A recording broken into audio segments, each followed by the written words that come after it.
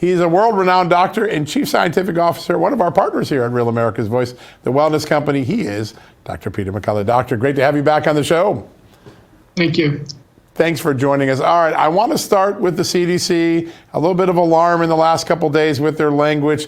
Give us the latest. Should we be concerned that there's been some mutation of this virus?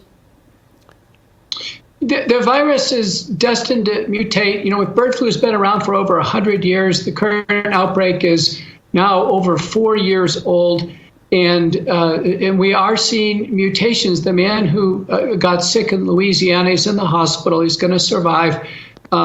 He had some dead birds in his backyard, and when they tested the birds, then tested his strain, it was different. So the conclusion is it must have mutated.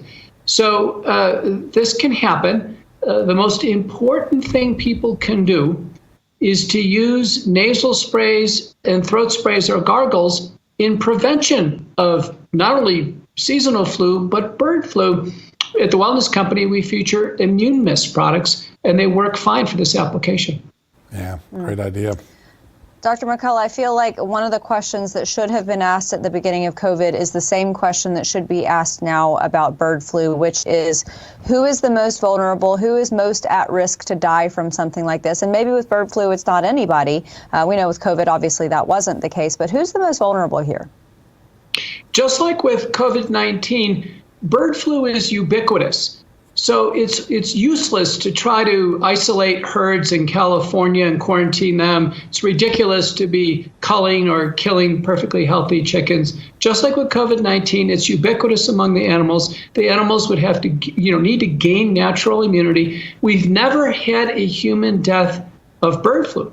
But who could be vulnerable? It would be like that man in Louisiana who's older, has medical problems like diabetes, heart disease, kidney disease. Dr. Deborah Birx has been out there trying, I don't know if she's trying to offer wisdom or maybe just her perspective, but it hasn't seemed very helpful. I know you have some helpful tips. Give it to us. Birx is suggesting that all the dairy and chicken farmers do weekly PCR testing, which is completely useless because it'll just raise false positive tests. Instead, the practical advice is to use a nasal spray and throat spray or gargle twice a day. Wellness Company, we feature immune mist. Povidone iodine effectively kills bird flu. Yeah, so important. The simple things that it seems like Dr. Birx and others in our health establishment just keep missing. I want to talk about some amazing research because you've been tweeting about it, and I think really helping people understand that the science data is catching up to your original analysis. First, there is a real concern about the mortality rate now in these new studies on the COVID-19 vaccine. Tell us about that. And then secondly, there's also some important data about vitamin D as an intervener, particularly with the spike protein.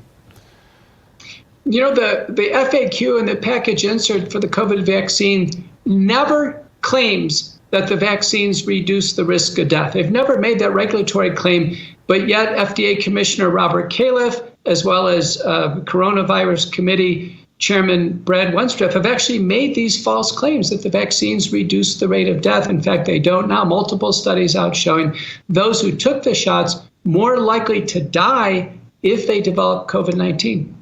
Yeah, and these are peer-reviewed. These are important studies, right? These are not junk science, right?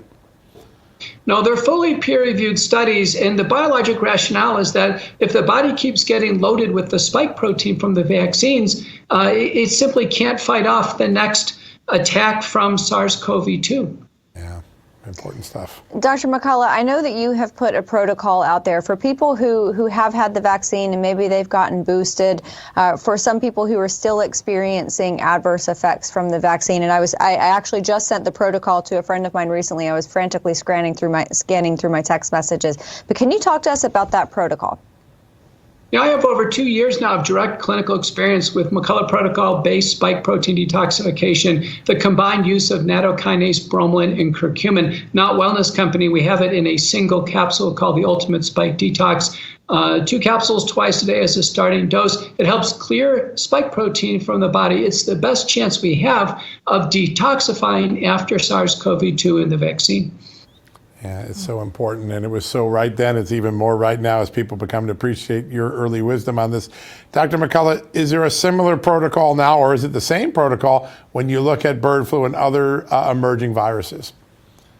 It's the same protocol with respect to nasal sprays and gargles. Now, Wellness Company, our contagion kit, features oseltamivir as the first-line antiviral. Even in that serious case in Louisiana, the mutation indicated that he would have responded fine if he had a Wellness Company emergency kit at home. Instead, he stayed at home for days, if not weeks, before he went into the hospital. So if there is a human case of bird flu, treat it early. Wellness Company contagion kit.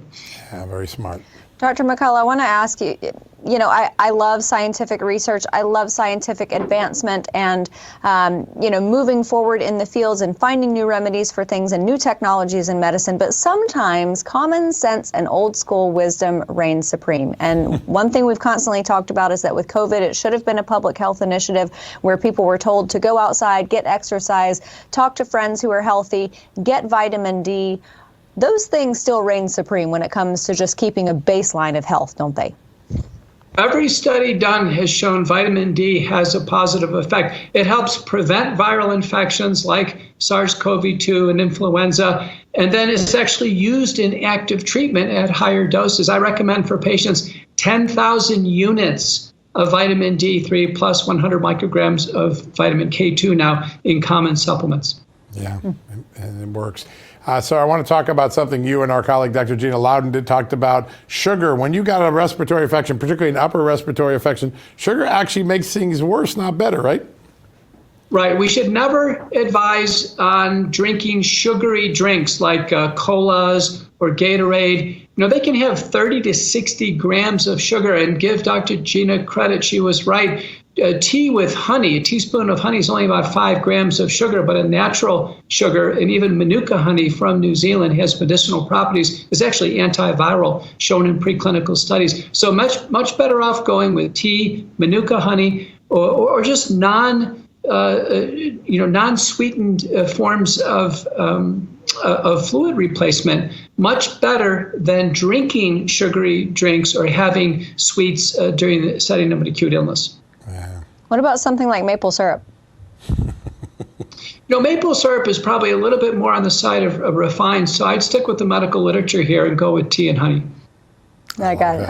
All right. I have tried very hard to switch out in all of my baking something like monk fruit or honey or even stevia, but sometimes good old maple syrup is all that will go on pancakes for me. Dr. Peter McCullough, thank you so much for your wisdom on all of these things. We appreciate having you. We'll get you back on again very soon. Good to have you. Thank you.